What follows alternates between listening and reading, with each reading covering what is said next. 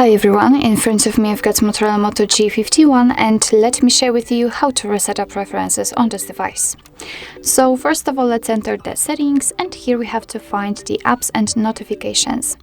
Now let's tap on see all 73, of course 73 in my case, apps, and tap on the three dots icon in the right upper corner. As you can see here, we've got the reset up preferences option, so after tapping on it, your device will inform you that it will reset all preferences for disabled apps, disabled app notifications, default applications for actions, background data restrictions for apps, and any permission restrictions. What's more, no worries, you won't lose any app data, so simply tap on reset apps, and basically that's all. This is how to reset up preferences in your Motorola Moto G51. Thank you so much for watching. I hope that this video was helpful, and if it was, please hit the subscribe button and leave the thumbs up.